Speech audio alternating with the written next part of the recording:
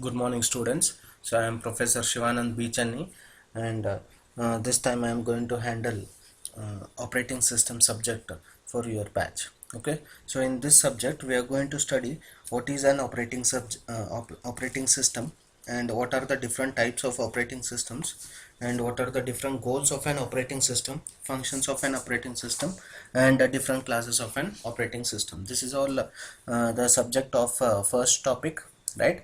Then we are going to study different types of memories, and how the memory management is done, and what do you mean by process management and all, right? So in today's class we will so I'll introduce you about the operating system, and let us see what are the different functionalities of operating system, and what are the different goals of an operating system. So let us start with the subject, what is an operating system, right? So what is an operating system? In short, which we call it as OS, it is a program. It is nothing but, it is not a it is not a hardware, right? So it is a software which is stored in read only memory, right? So whenever your computer system boots up, right? So whenever your computer system is started, it starts booting.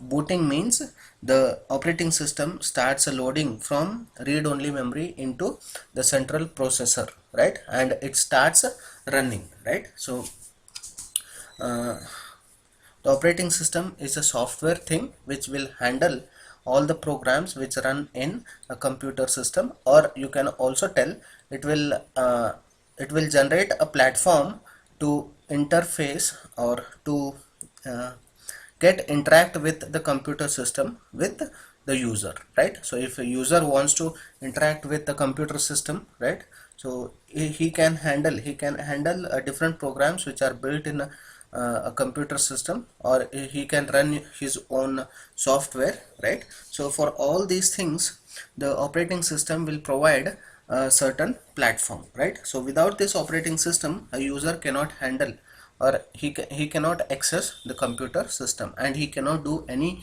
of the operations using a computer system, right? So we require some intermediate what you can say, intermediate thing, uh, you can compare it with a person who knows, who acts as a translator. Let us say one person one let us say one person talks only English, right? This is person A, and another person who knows only French, right? It's a person B. hmm?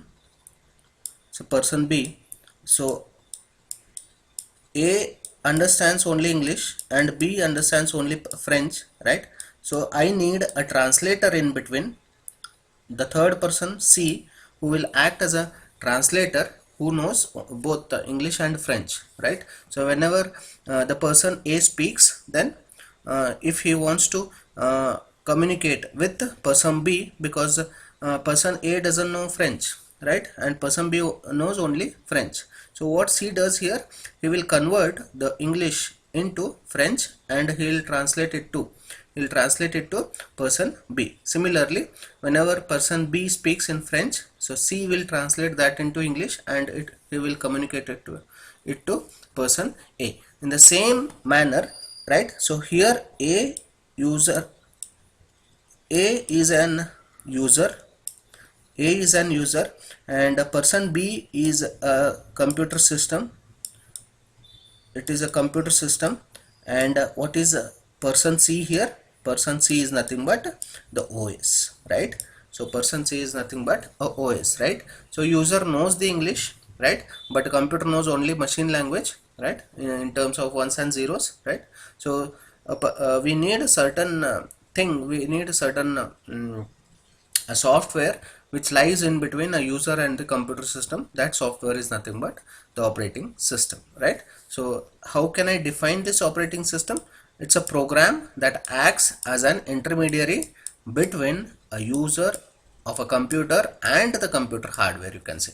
User of a computer means user itself, or a person, right? And if you are trying to access the computer system, then you can access the computer system with the help of an operating system. Okay, next, what are the different operating system goals, right? So later we will again discuss these goals. Let us see these goals in brief at this point. Okay, so first one is execute the user programs, right? What all operating system does, or what are the functionalities of operating system, you can say. It will help you to execute the user programs and make solving user problems easier, right? If you try to access the Microsoft Word, Microsoft Excel, PowerPoint, or a different software, right, which are hidden, which are stored in a computer system, right? So that can be accessed by the user with the help of an operating system. Second one, make the computer system convenient to use, right? Without an operating system, you cannot use any of the electronic devices. Like, you can also take, instead of computer, you can also take your mobile as well, right? Without that operating system, which is sitting inside the electronic device, without that you cannot access, you cannot do any of the things using a computer or a mobile phone. Then use a computer hardware in an efficient manner. If you try to access the central processor which is built into the operating system, built into the computer system, right? So that can be accessed, or you can access RAM, you can access ROM, right? So these all different devices can be accessed without can be accessed with the help of operating system. So let us move to the next slide. Let us move to the next slide. How the computer system looks like, right? So it is not a very what you can say, a new thing to you, right? So everyone of us know how the computer system, it can be divided into four components. One is hardware, right? So one is hardware is a hardware are the devices which you can which user can feel, which user can touch, right?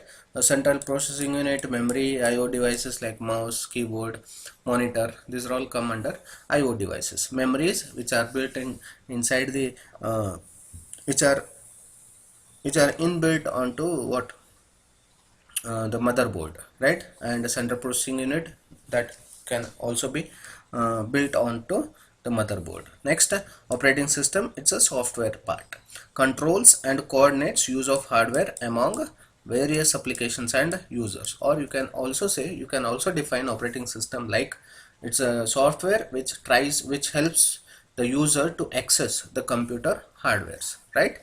The third one, application programs. Why application programs are required?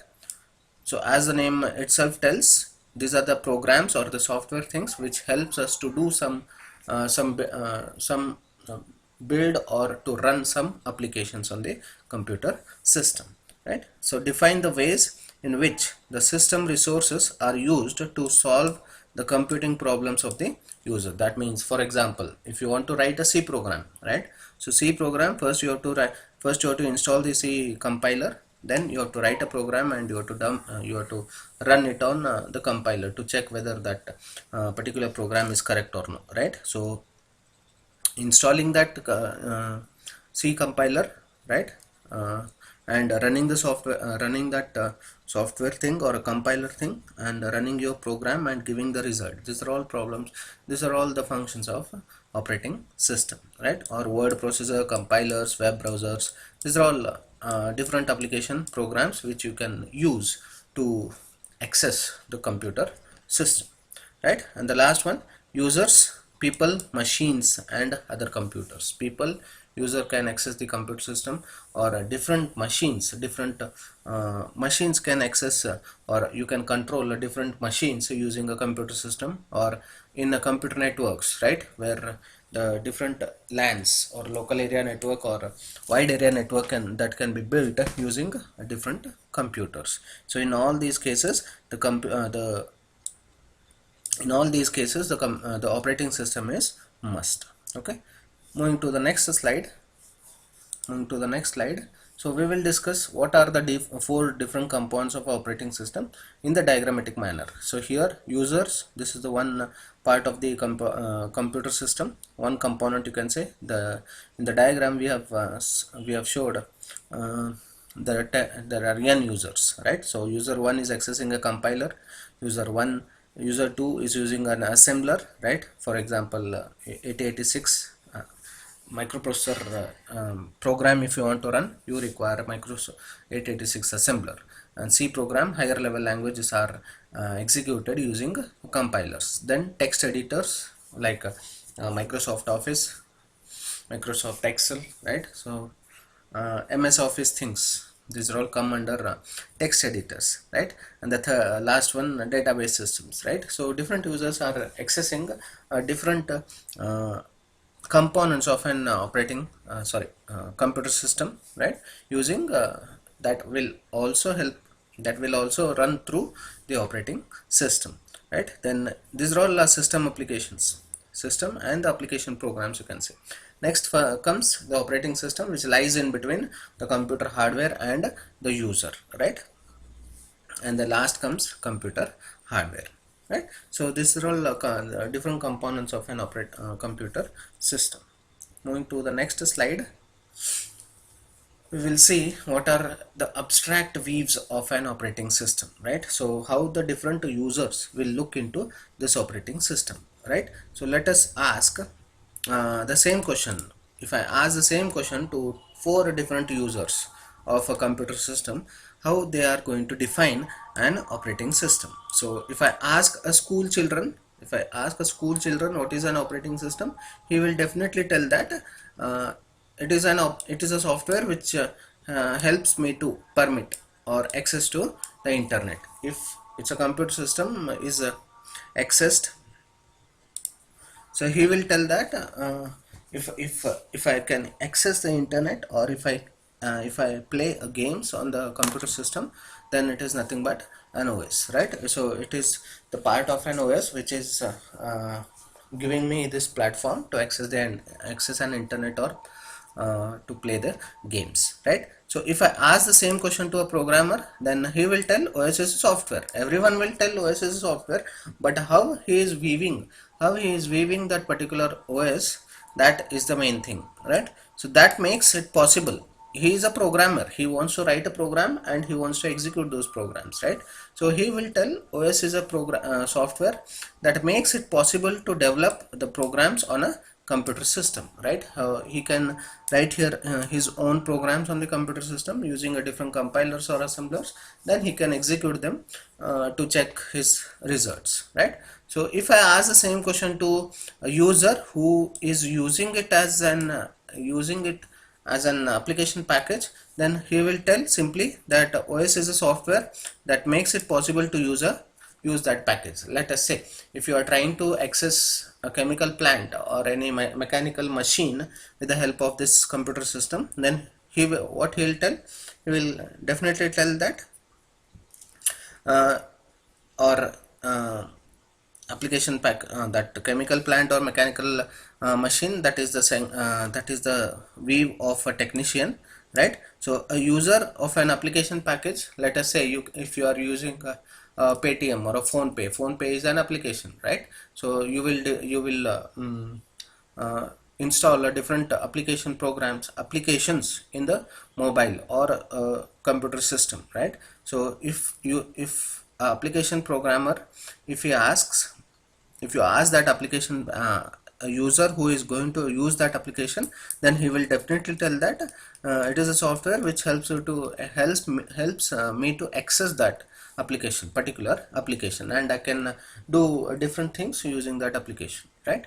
And the last, to a technician, if I ask, then he will tell a technician who is maintaining a particular chemical plant or a particular machine, right? A mechanical machine, you can say, right? So he wants to control, let us say, a CNC, right? CNC is a computerized